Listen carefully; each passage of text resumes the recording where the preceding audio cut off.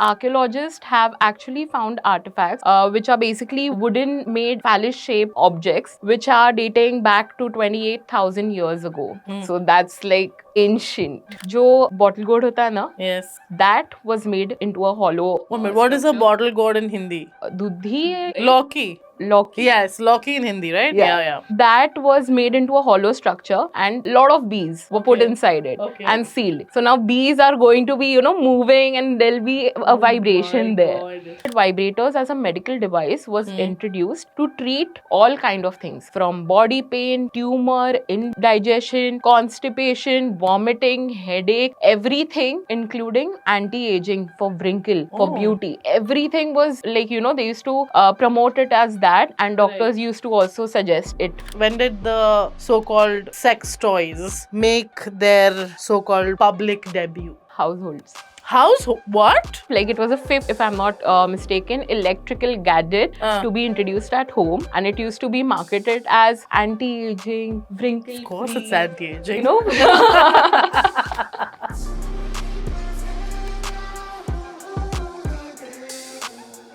Welcome to another episode of Sass It Up with Sassiest, and I'm Karishma Chavan, and today we have no other than Dr. Nikita Dound, co-founder Sassiest, and my buddy. How's it going, babe?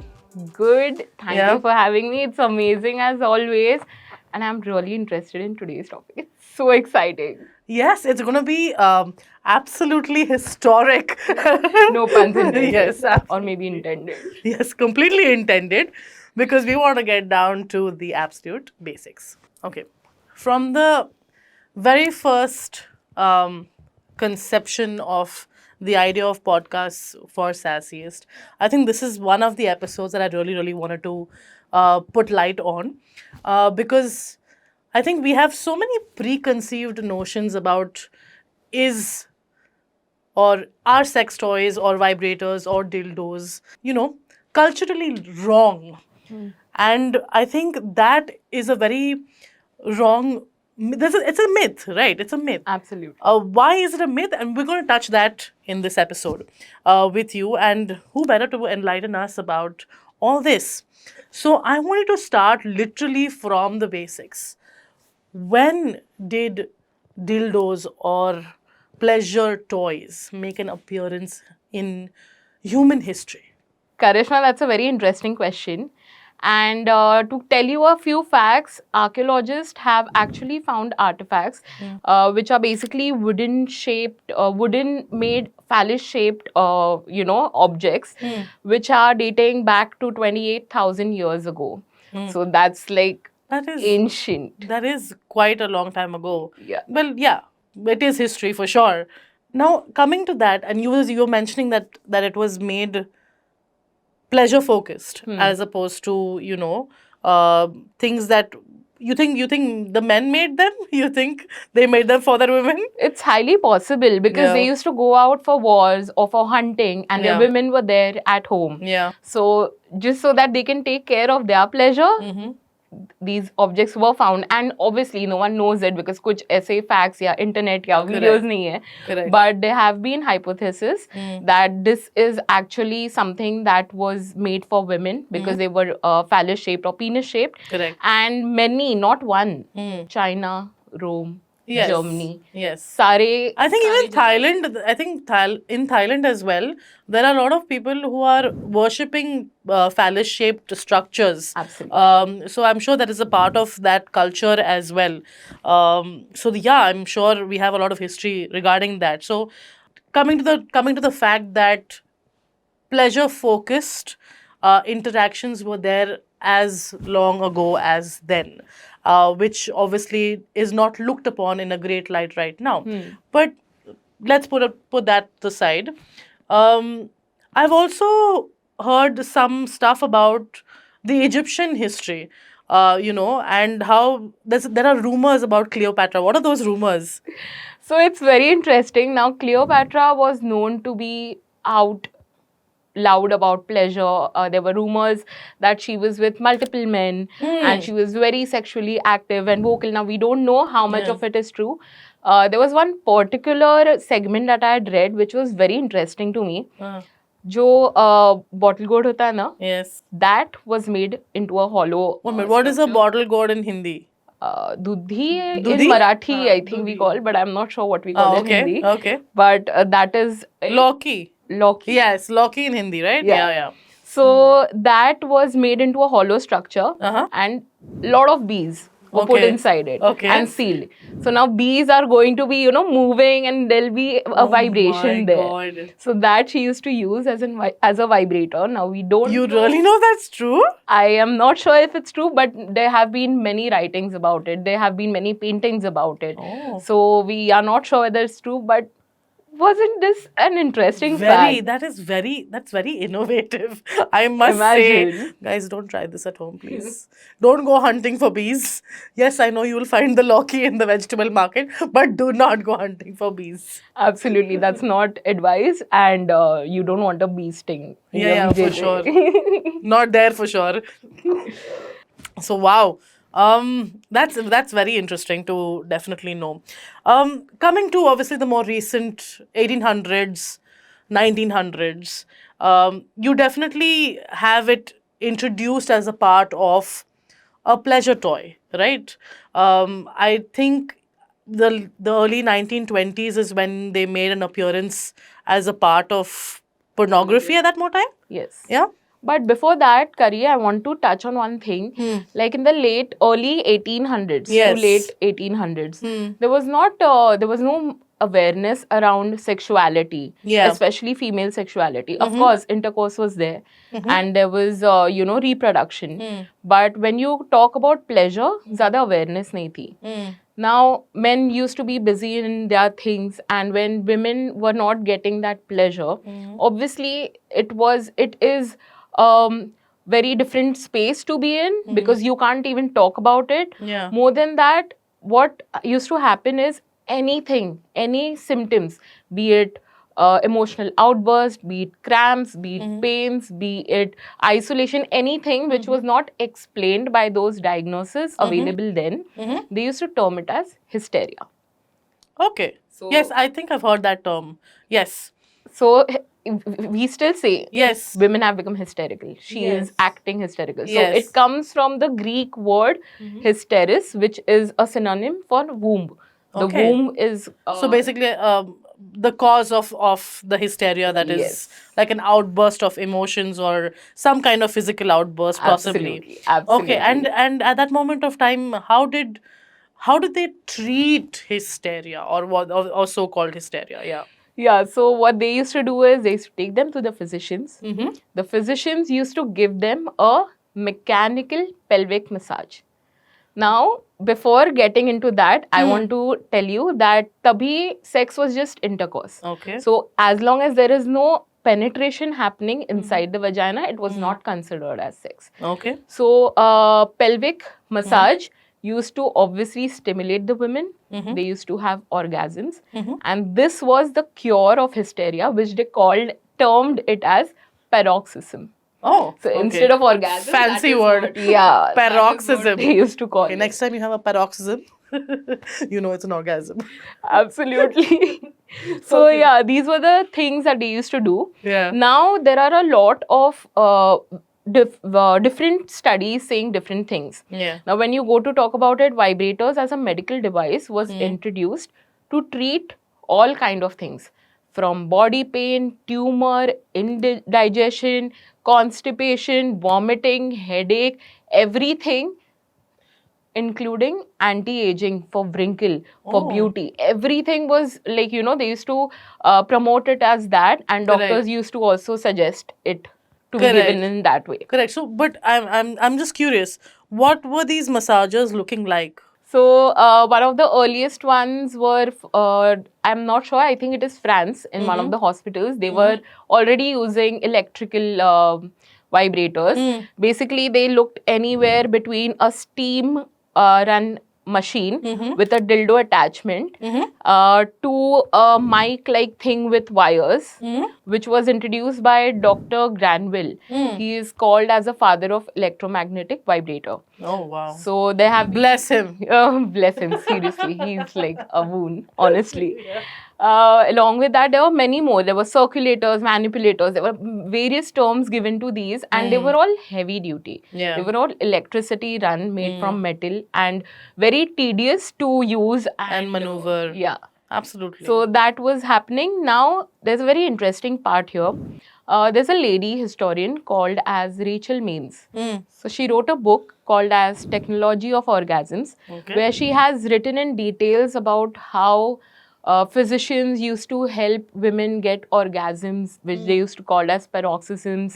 And there were many documentaries and movies made on it, 2011, Hysteria being the latest one. Correct. Now, there's a small thing over here.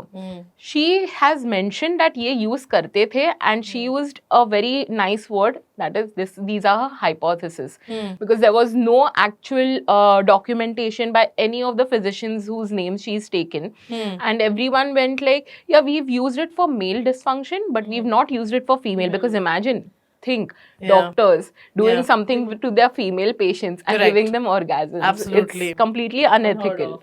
And unethical also. Absolutely. Yes. So that is what had happened. It had created a huge controversy, and then she said it's just hypothesis. But people loved the idea so much that they started taking it as fact and then making documentaries and movies and stating them as fact. So that was very interesting. So that is what was happening in the 1800s and early 1900s. Correct. So when did the so-called sex toys make their so-called public debut? Where were they seen first in the most controversial setting? Households. What? It was one of the first 5, like it was a 5th, if I'm not mistaken, electrical gadget to be introduced at home, and it used to be marketed as anti-aging, wrinkle-free. Of course, it's anti-aging. No. It is anti-aging. Pain relieving, head massage and all that. So women used to use it, and they were marketed also in a very nice fancy words. Use this vibrating for eternal bliss. And oh my God, just reading some of them were like, you'll get the best pleasure. And they used to term them very nicely, where they're not very obvious. So pretty similar to what we are doing with Facebook right now. Yeah. Are you listening? Yeah, absolutely. I mean, we are talking about Western countries in late 1800s to early 1900s. Yes, I mean, we're pretty much the same at the moment with Meta, who definitely puts 10,000 restrictions on us advertising our lovely massagers. Absolutely. Because those rules were there then, where obscenity and these things could not be promoted. They are long gone now. But that's how it was. And one of them looked like a hair dryer with electrical cord. Oh.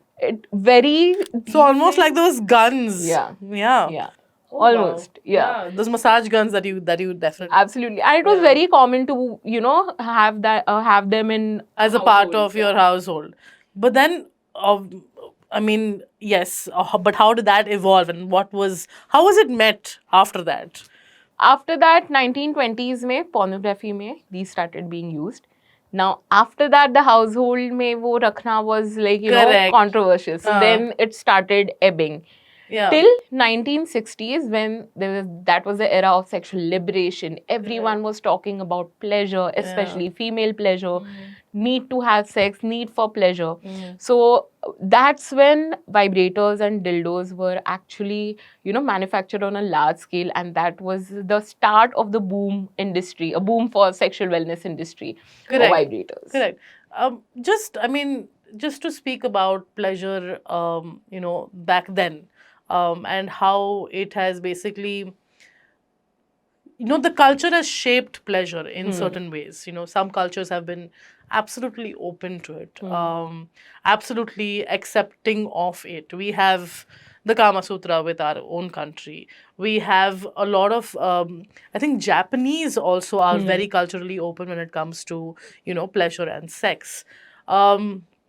Pretty much. Even the Chinese, they had made these ring cocks, which were, they looked like jewels, and they used to tie it or put it on an erect penis and tighten it at the base so that the blood flow was there, and then the erection lasted longer. Like as I said, like stuff that we have been so condemned for even talking openly about. You have cultures across this, planet that have been so accepting and open to just express themselves sexually. This suppression obviously has come from a certain culture, and a lot of our suppression has come from the British. I would say from the invasion, and them forcing their thought processes, their culture onto us.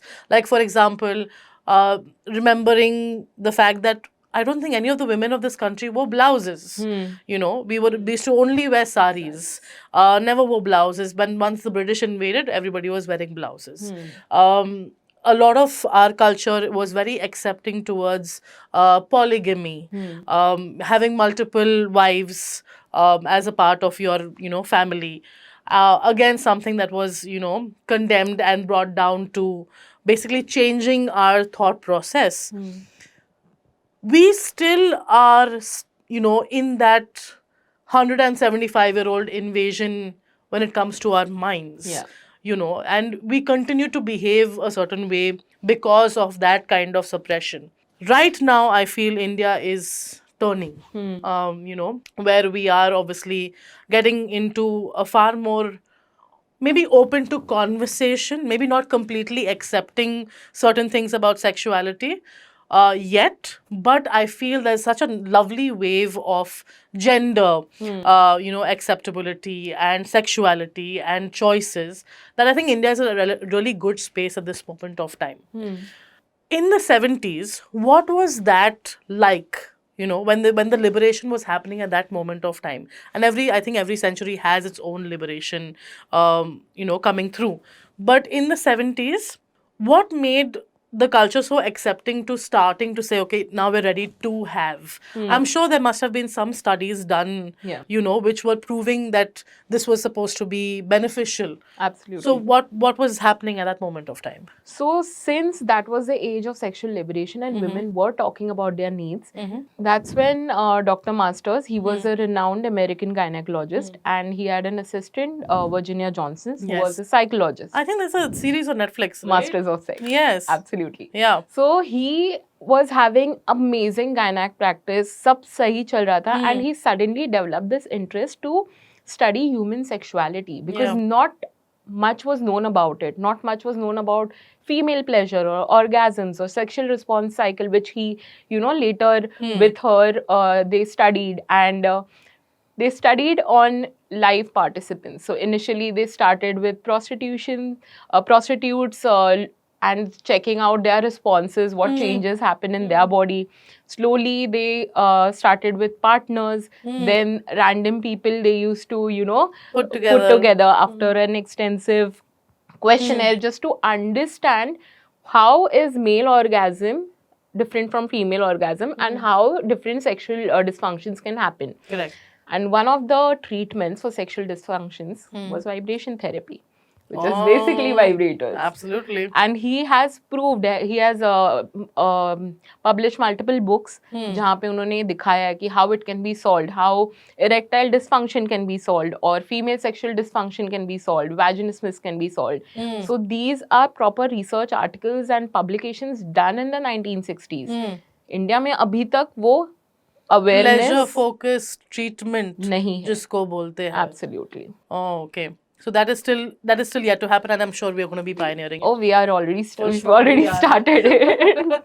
Sassiest is becoming the pioneer of that. Yeah, and then of course the shape and material, everything has to be taken care of, and he made sure that he's given a basic foundation for others who want to build on more to it. Yes, and that's been happening, and I feel it's amazing. It's really required, and that is how it actually was introduced as a medical device for sexual dysfunctions, or how it can even forget sexual dysfunctions, even to enhance intimacy and pleasure. Yes. It's it's a very good partner. Yes, it's a great partner to have. One of this thing that someone had said was, for people who want to try out threesomes but not with human, it can be a great third partner. Perfect, in fact. Perfect. No threat to anybody. Absolutely. And absolutely safe to use. That is hilarious. But yes, if you want to have a threesome without a person, use a vibrator. That is what we're getting at. Absolutely. Don't forget to check Sassiest Up. Check Sassiest. Check Sassiest. Okay. So, over a period of time, I'm sure that the quality of vibrators or dildos has improved. Absolutely. And I'm sure that people are getting far more conscious about, how to choose their toys and their pleasure toys, and making sure that there are a certain amount of quality to it. What should people be looking out for when they're choosing one? That's a very important question, Kari. So, the first would be to understand, what do you want to use it for? Do you want to use it for external play, that is foreplay outside pleasure zones, or do you want to use it for insertion? In external foreplay, of course, clitoris is also there. So would you prefer a clitoris suction, an insertion one, something for both, or something that can be in general used for anal also, for body also? So those are the things that first you need to question. कि कौन से pleasure explore करने हैं. Correct. Then the next would be the material. Yes. Material, I would recommend that body safe silicone, medical grade silicone. These are perfect materials to explore the vibrators or dildos with. Stay away from plastic. Stay away from rubber. Yeah. Please, there are many people out there giving rubber and plastic and coating it with some other material and calling it body safe silicone. Please be aware of that and take only from trusted brands and sources. So, that is another thing. The third part would be whether you're exploring with yourself, that is solo, or with a partner. So, that is another thing. Then, of course, you have to also take care that, do you have any medical condition? Like, someone wants to explore anal, but they have piles or hemorrhoids. Yes. So, is it safe for them or not? Yes. Yeah. So, it's not just like handing over something to you and saying use it. Absolutely. And that is so important, that it is so important to educate yourself regarding this, and obviously look for brands who are harping on education as their primary focus, to make sure that you are taking care of yourself the best way possible. Absolutely. And it's not only about being physically ready, it's about being mentally ready. Yes. And these factors, I don't think anybody really gives two thoughts to. So encouraging the customers to obviously make wise, informed, educated choices regarding choosing your vibes is something that is so important to us as a brand, that we are just so we're just so anal about it. We are. So, fly with love bugs.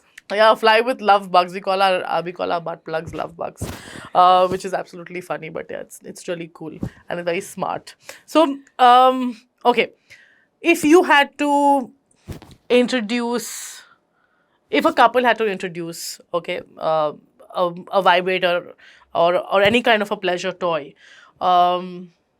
yes, obviously understanding your pleasure first is the key to it. But also, I think harping on the fact that the pleasure toy is an enhancer and not a threat to your situation is also very important to even keep mentioning, because of the fact that I feel people get threatened by the pleasure aspect of what a vibrator can do to your body. Absolutely. And for that reasons, I think a lot of people shy away from using pleasure toys.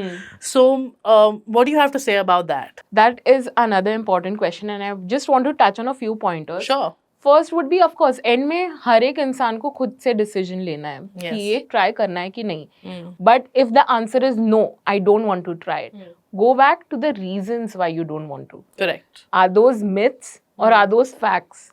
Like most of them, when I ask people or when I talk to customers or patients, I ask them, okay, what is stopping you from using them? Yeah. They go like, यार हमने सुना है सिर्फ desperate लोगों को इसकी ज़रूरत पड़ती है, या फिर I'll get addicted to this and then I won't feel pleasure with my partner, or my partner feels that this is a replacement, or just कि ये तो बस कैरेक्टरलेस या गंदा है या अपने कल्चर अलाउ नहीं करती. करेक्ट. कौन सी कल्चर की बात कर रही हो? Correct, exactly. कामसूत्रा का कल्चर. कैसे? What are you talking about? Exactly. Yeah. So those are questions you need to address and understand. That is gaining knowledge about what they are and what they do and which are safe and how can I integrate it. So there needs to be an open communication, not just with yourself, with your partner, but of course take help of expert, take help of doctors. Absolutely. And talk to them. Talk to brands like us which are doctor backed, and you can ask questions. So these are the first things that you need to take care of. Second would be having that conversation with your partner if you're introducing it in your relationship. Make sure that when you're talking about it with your partner, it doesn't sound confrontational or it doesn't sound like तुमसे मुझे pleasure नहीं मिल रहा है इसलिए मुझे ये चाहिए. Because I'm sure that no one really feels that. Correct. It is just about starting the conversation in a right way. Just going like, listen, I have seen this or I am curious about this. Do you think we can explore it? Like, what are your thoughts? One simple as question. Simple as that. Yeah. And then when the partner you feel is not very open or have certain blocks or getting very defensive, don't push it. Yeah. Just give it space. Just maybe share a few articles just to let him to put it in positive light. Yes. Absolutely. And it's very important to have these conversations between partners because it's a known fact that after a time it becomes very monotonous. It becomes very boring. And forget about boring. Like as Stone Age humans introduced it to themselves back then with different materials, whether it be bone, wood, stone. Imagine the effort. They are carving it Absolutely. in a particular way so that the women can get the pleasure. Yeah, so if that can be, I think that culturally can be so forward at that moment of time, where we were basically probably as instinctive as possible, in that day and age. I think it's very important to also pay attention to that kind of instinct right now, and not put a taboo on it or not, make it so controversial or make such a big deal about it because it's not. I think sex for pleasure is very important to people. Obviously, not demeaning anybody, but you have your libidos mismatched. Completely mismatched, or high libido, low libido, medium, in the middle, whatever it may be. But to have a significant knowledge about what works for you as an individual is so empowering, pleasure-wise and confidence-wise, because I think if you are in the right state of mind, mentally, physically, and you are gaining a certain amount of sexual empowerment, you are a different person altogether. Absolutely. Conducting yourself in daily life. So, so important to pay attention to that aspect of your life. Don't neglect it. It is something that is only going to make you feel better. You don't have to, pull yourself down about your pleasure, or if you're feeling certain things. You always have help around you. Stuff that we didn't have. One of the reasons why we started Sassiest. And I'm sure that now, अगर तुम search भी करो कि अगर तुमको मदद चाहिए, you have, companies that will actually help you out. So, I'm so glad I could do this with you today. This has been so insightful as an episode, because understanding that sex is not only procreation, it is pleasure. It is wholesome emotional comfort is so important to harp on. Yes. So I'm glad we're doing this, as a bunch of our lineup of episodes with Sassiest. And thank you once again to being here and killing it with me. Thank you for having me. Yeah, I think we make an amazing team. Yeah, we do, man. Missing Aishwarya. I know, the little bit we're missing, but we're okay.